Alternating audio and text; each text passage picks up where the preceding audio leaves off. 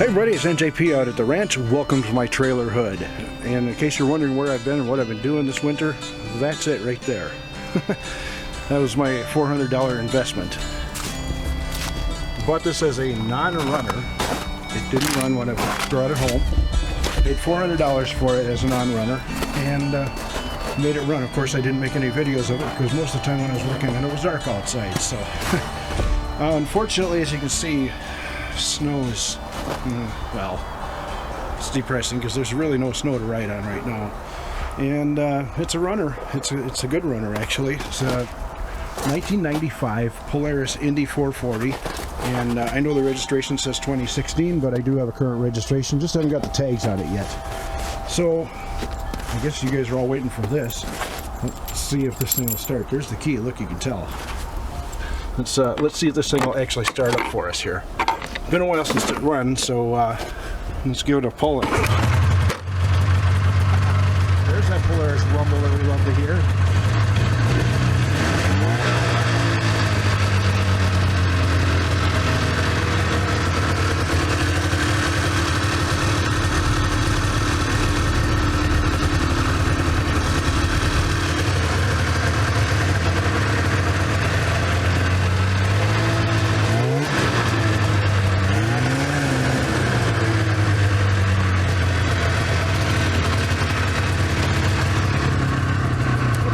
Open and show you guys what it looks like under there.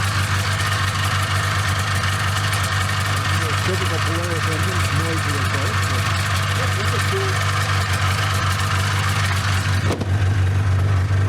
So there's a little tour of my machine. Everything works out. Heated handlebars, heated thumbs with, and they're nice.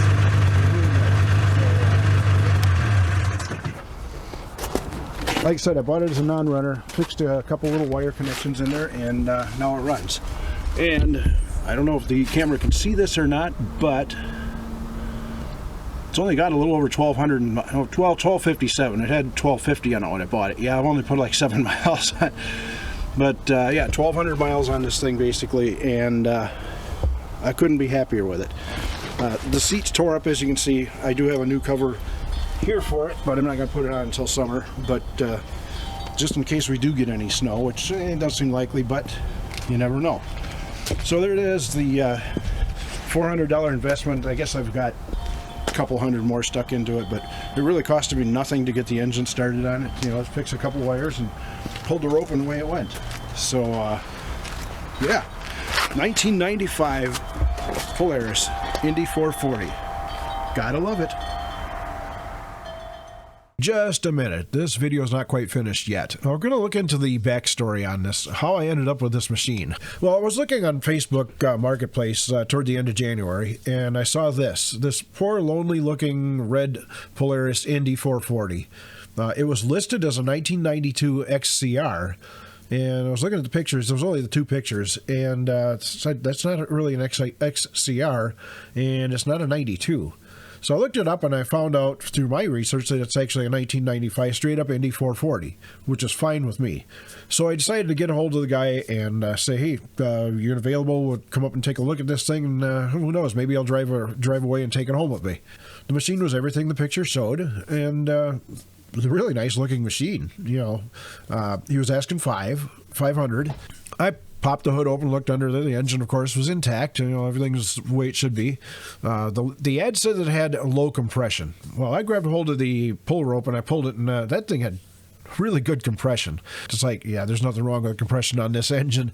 So I pulled the sparkulators out and connected them and grounded them, and there was no fire. So I said, okay, this is a non-runner. There's no fire here. So I said, how's 300? If it's a non-runner, it's going to need some work. And he's like, well, let me think for a second. He says, well, how about 4.5?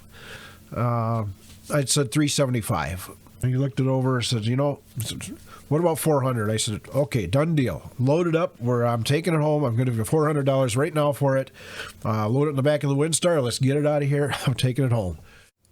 Got it home, got it unloaded, and looked a few things over. Then I looked up a few things on the internet and found out there's a little bitty wire on that engine that sometimes gets a little haywire. I fixed that little bitty wire a couple days later, pulled the rope, got a little pop out of it. It wouldn't run. Actually, I did make a video of it, but the video turned out black. I don't know what happened there, but I do have the sound from it, so kind of take a listen to this. This is the first time I started the machine up, and I was notably quiet. Instead of going, yeah, it's a runner, yay, I was just, oh, okay, it runs. Well, you'll see. Roll the audio. We'll just keep the slideshow playing here as the audio is going. So let's see if it'll actually start up or not. I'll put the key in this thing and make sure everything is working the way it should. Let's give this thing a pull. And it kind of worked. It's not happy. I flooded it. Damn it.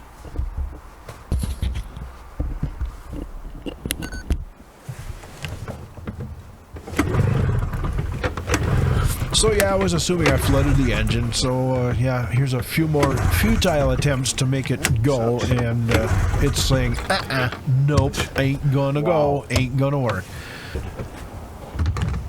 Should know better.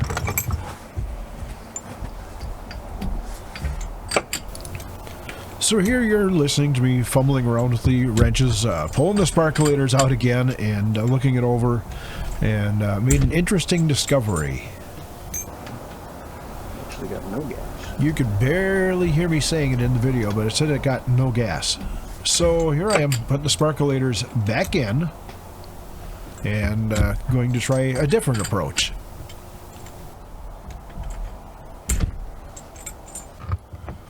So this time I'm going to try it with just a little bit of choke on it, and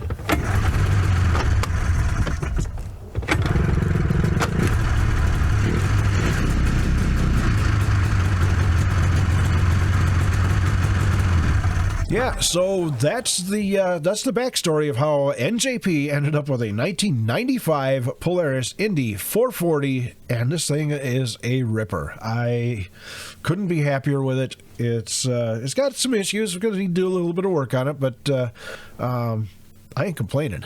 So there it is, 1995 red Polaris Indy 440 here at the NJP Ranch.